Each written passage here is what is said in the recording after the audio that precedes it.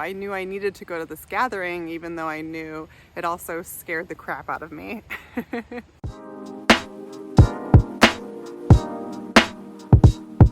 The whole experience ended up being completely life-changing for me. I took a whole bunch of notes during my time there because I wanted to really integrate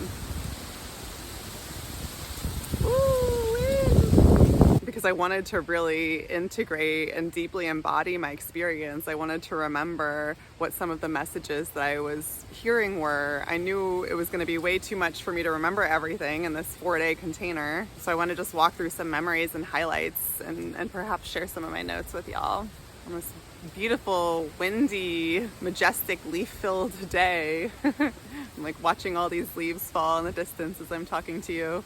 It's quite beautiful.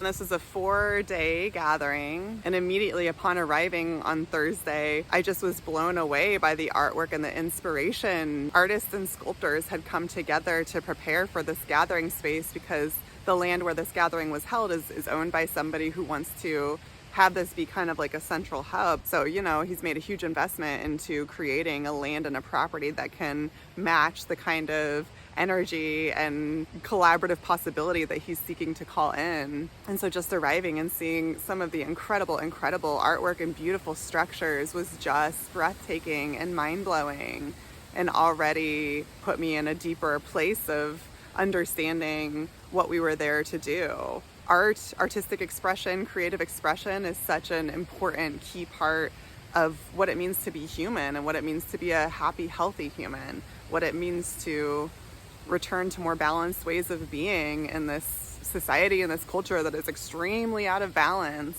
Art is such a critical piece in that. And I was really struck by that on my first day in particular, just stepping into that beautiful land, that beautiful property, and feeling the intentionality and the magic that had already been infused before the gathering container even started. That first day, I was definitely more overwhelmed. I was stepping onto a scene with 300 strangers that I had to meet and introduce myself to over and over and over again. And I talked about that in some of my videos, so I will let those versions of myself fill you in. There were musical performances that first night, and honestly, I am having a hard time remembering what they even were because I was so overwhelmed and because just so much happened throughout the course of that weekend. One of the most impactful messages and takeaways for me from that weekend is a message of hope. And it was all stuff that I already believed in and had already kind of started to tap into on my journeys and travels, both spiritually and in the physical realm. But there was something really special about having it encapsulated and then presented, mirrored back to me from people who were actually doing work in those areas. So this gathering intended to be kind of a bridge between philanthropy and charity and social justice and spirituality. Part of the purpose of this gathering was to fundraise and to collect money to support various charities, which I had mixed feelings about because I come from a social work background. I'm very macro and societally focused in my studies and explorations, and I have learned a lot about the ways that charity replicates social injustice and keeps this like power dynamic inherently built into the structure. I've learned a lot about how charity efforts in this country, when we target other countries, can actually disrupt and ruin their economy and make things worse for the people who live there. And so I was really skeptical going into this gathering about like, how are we going to be bringing in all these wealthy people, all these wealthy white people? Like, what are they going to be doing? How much bypassing is there going to be? I had a lot of doubts and skepticism about that charity piece in particular. You know, is this just like a glorified gathering where we're coming together feeling good and like throwing some money at a problem and then saying that we've done something impactful? But our first full day together, there was a panel discussion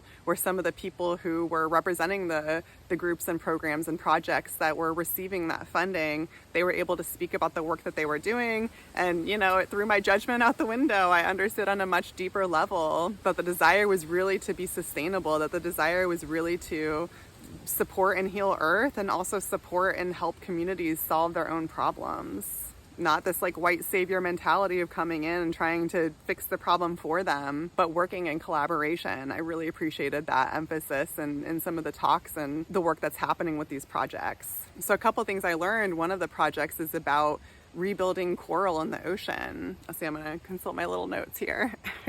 So I learned that coral reef is the most biodiverse system on the planet. I wrote down some statistics, and I can't guarantee that I wrote down exactly what was presented to me, so like take these statistics with a grain of salt. 25% of sea life is supported by these coral reefs. Coral reefs absorb 97% of wave and storm energy that can help protect land from inclement weather. That also within coral reef lie ingredients and medicines for cancer, for other diseases that humans struggle with. Because we as humans have been doing a real shitty job of caring for Earth lately, coral reefs are at a huge threat. And an estimate of 90% of coral reefs will be lost by the year 2050. So the group of people who were representing this organization, Global Correlation, also said that it's possible to rebuild coral reef by 2050. That was an ongoing theme as we're talking about these natural disasters and ways of supporting Earth. That was an ongoing theme throughout the weekend, that Earth is healable, that everything that has happened, we can undo.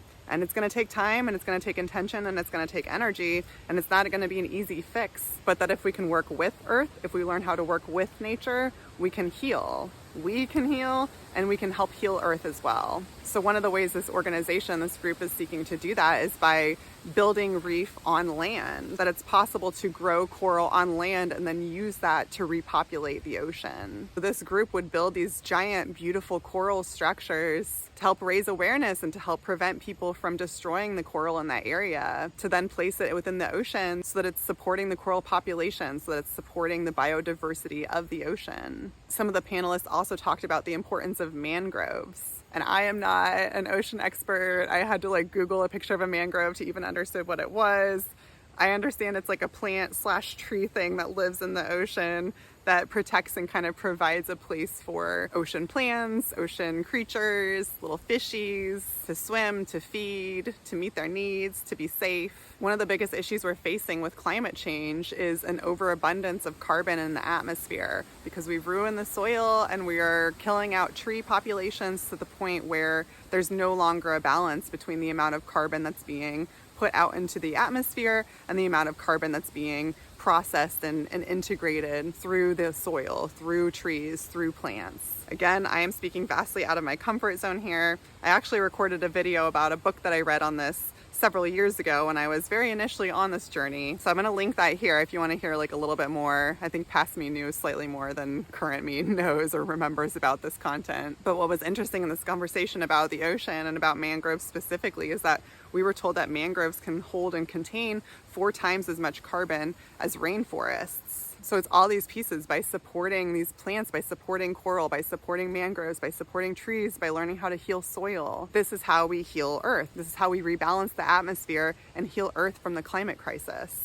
A couple other speakers we got to hear about on this panel discussion work for a company called Enlightened Soil. They're my new friends and I love them. We were neighbors in a little pod together, so we got to see each other quite often. And they're based up in North Carolina, but it is fascinating because they almost opened a corporation down here in the same city that I'm in. So they were very familiar with this Midwestern area, but much like the group who is working with the ocean and working with biodiversity and supporting coral and supporting mangroves, this group of people work directly with the soil. So where I live right now, I'm surrounded by crops and I'm surrounded by the exploitive type of farming where they plant in rows, where they overly process and they overtill the soil, where they use chemicals to force the plants to grow. If you live in the Midwest and you're around cornfields, soybean fields, this is probably the same mechanisms that are used. And the impact of that is it kills the soil. It kills the upper layer of earth. So there can no longer be that rebalancing process where the soil is not able to take in and balance out that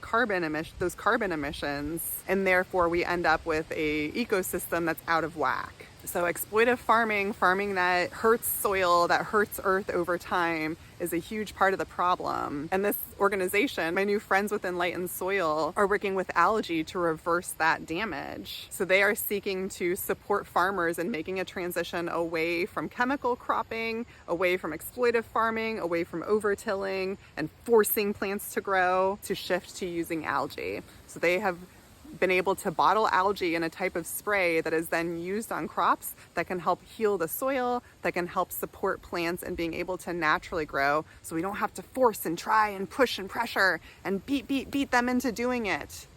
Like, that doesn't work with anything, right? That doesn't work with humans, that doesn't work with plants, it's not going to work with earth. We have to learn to work together. And so it was so inspiring to understand that there's an answer, that there's a solution here that's actually already happening. This company is already out there working with farmers and seeking to get them to shift their practices, to wean their plants off of those toxic, unsustainable chemicals and onto something that is more beneficial to the planet, more beneficial to the plants, more beneficial to all of our bodies, which, we consume those products. So that was just so exciting and hopeful and reassuring to hear. I think that's just like one of the biggest takeaways for me is it's just so reassuring to know about all of the amazing work that's happening out there. And I've only gotten a snippet of it from the 300 people who happened to attend this gathering. So some of the notes that I took about this is that they only have to use 8 ounces per acre of this particular algae strain.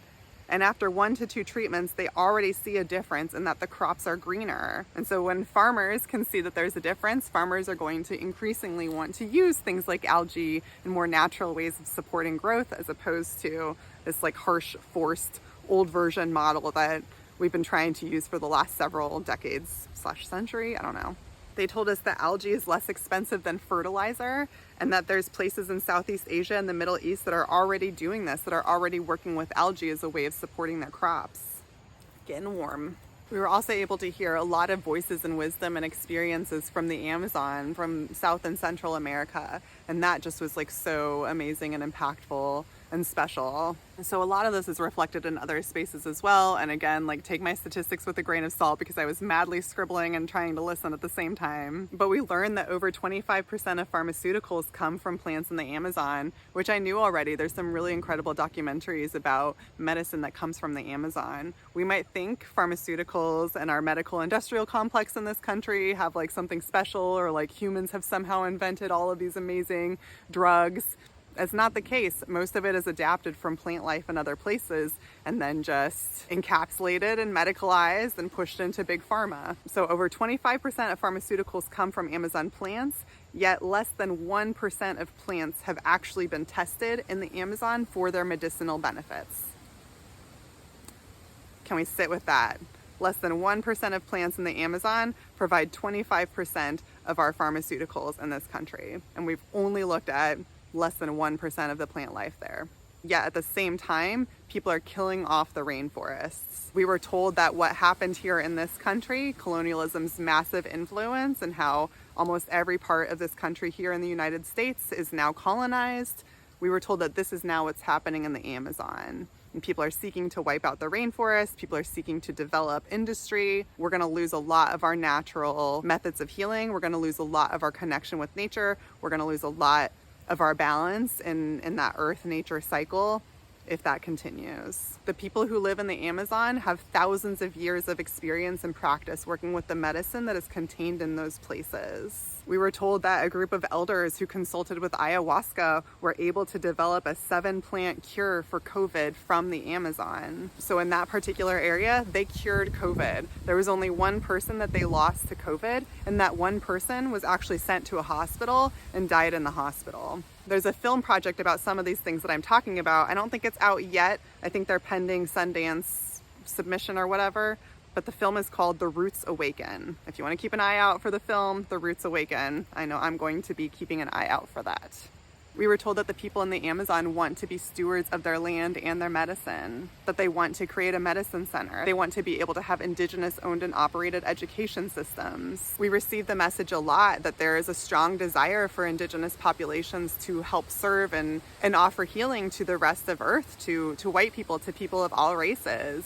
But of course, the history of colonialism has really damaged trust and relationship and capacity to build together. And so there needs to be respect within this. And we were told quite often that indigenous people need those indigenous spaces to be able to come together, to heal themselves, to figure out how to share their medicine and their wisdom beyond those spaces. They need that capacity to be stewards of their land and their medicine first. And people who are not from those cultures, not from those spaces, not in relationship with the land in that area like they are, we need to allow that and be really mindful and intentional about the ways that we engage with their medicine. We need to make sure that we're preserving culture in the ways that we're consuming and sharing medicine across cultures. And I'm not making a generalizing statement. I'm not saying that like everybody who practices and offers medicine in this country is doing something wrong. I don't believe that by any means. But I do believe that we lose something in the spiritual teachings of these plants, of these medicines, when we extract them from places where they're naturally existing, when we take them from the Amazon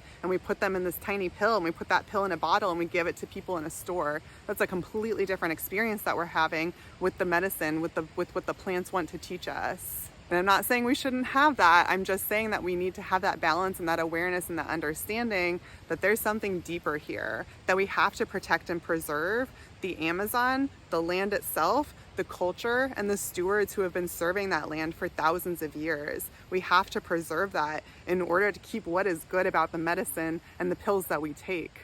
We can't separate out nature. That's the biggest wound of colonialism, is trying to separate out nature from the human. And it's just not possible, because humans are nature. We are nature. And we pretend that we're not by living in this colonial reality and like getting in our cars and going to work and living in, concrete jungles. But it's why we're so depressed. It's why we need those pills in the first place. It's why so many of us, I think all of us, are not really genuinely happy, because we've disconnected ourselves so much from nature, from what we're meant to be, from the true teaching and the true wisdom that is available here for us. Plant medicine offers extraordinary healing, and it's been instrumental in my journey. I know it has healing potential for all of humanity, but we have to preserve the right way. We have to preserve the balance. We have to preserve the relationship that exists, because it's that relationship that's where so much of that power comes from. On day 3, which was our second full day of workshops, this message continued to swirl. Some of the speakers talked about how entrainment with plant medicine and psychedelics over time is what can help develop that relationship. It establishes a training container where we're learning from the medicine. We're not just consuming something to feel better. We're developing a relationship. We're learning, we're growing, we're evolving as a result of working within that relationship. We get to open deeper to the medicine when we do that, when we establish that kind of relationship. This third day of the gathering was bonkers. We did like 5 journeys back to back to back. And I don't know if I've ever been deeper in my body around so many other people. We started with a training where one of us practiced receiving energy healing and the other practiced giving energy healing. And so we all just paired up. I received the energy healing from one of my new friends. And so there was some journeying in that and some, deepening into relationship just within the 2 people who were in that experience, and whatever else was brought to the surface. We also did a beautiful vision quest with an amazing Taino elder that I was blessed to meet at this gathering. We learned that the Taino people were thought to be extinct and reported to be extinct, as in wiped out through genocide, through colonialism, but that they actually were discovered in the United States. Some of them had been enslaved and survived that way. Others had been able to embed themselves in hiding. They are now coming back out into public spaces. They are now relearning their language. They hope to be able to relearn their language within the next 20 years to restore what has been lost through colonialism, through genocide. And again, with a desire to share their wisdom with the broader population, but trying to walk that balance of how to do so safely, because white people have really exploited and monopolized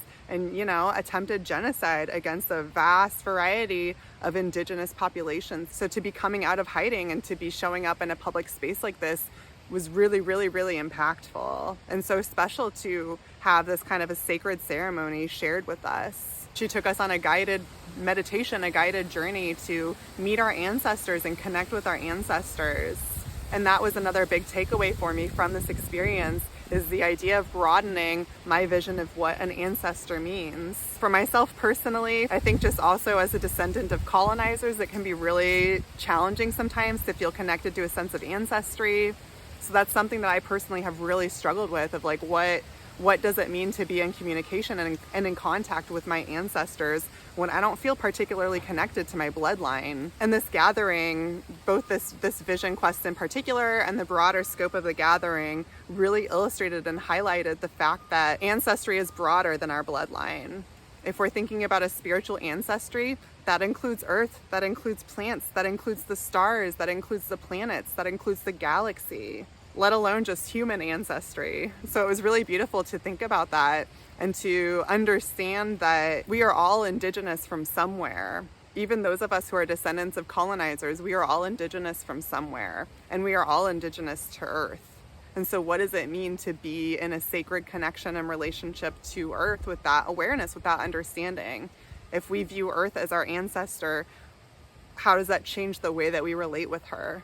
That same day, we also did a hape ceremony, also known as rape. And again, I know like this much about all of these things at this point, so I'm gonna try to explain what it is, but like please Google as well if you're interested. Hape is basically, it's a relative to the tobacco plant, but it is a plant that is ground up and used, again, primarily in the Amazon area as a plant medicine that people snort. So they had these intricate looking pipes, and they would come around and provide each of us with like a sniff on the one side and a sniff on the other side, and then we all laid down and we covered our face and we went through another sort of guided imagery meditation process. And the experience was very mild. That was my first time trying hape, so I got like a smaller dosage as well. It was a very mild experience. It was like euphoric and relaxing. I didn't have any like big visions. It wasn't psychoactive or anything for me, but it definitely was an opening. It definitely, you know, was connective and allowed for a deeper connection to just the energy that we were cultivating that day.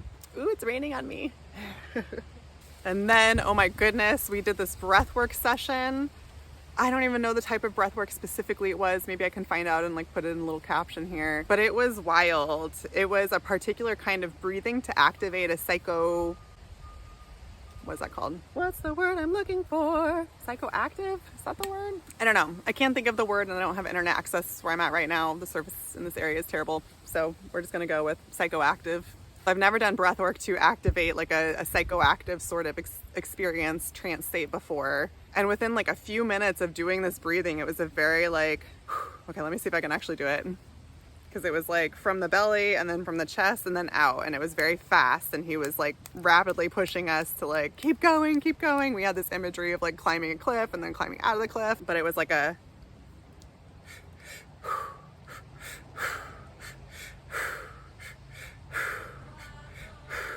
and after just a few minutes of that, like my whole body started tingling. I broke out in a cold sweat.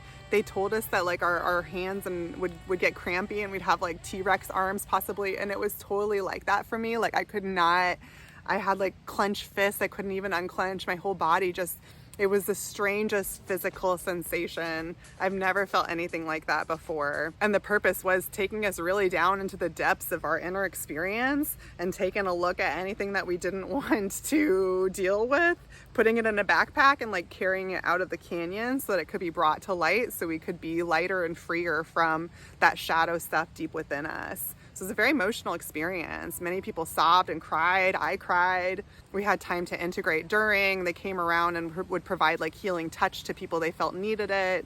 Somebody touched my feet at one point in time, I think to help like ground me.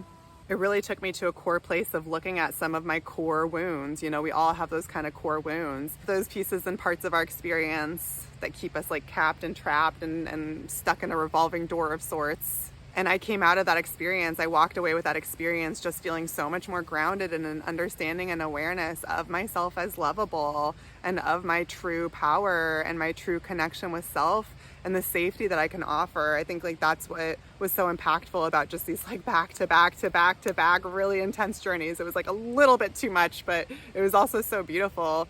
I think that's just like the biggest thing that I walked away with, is just feeling so much like safer and more secure in just my physical container and recognizing the power that can be accessed from within. I already knew a lot of that, but this was like new depths and new levels, and especially to participate in it in such a beautiful group container, group space was just incredible. Truly life-changing.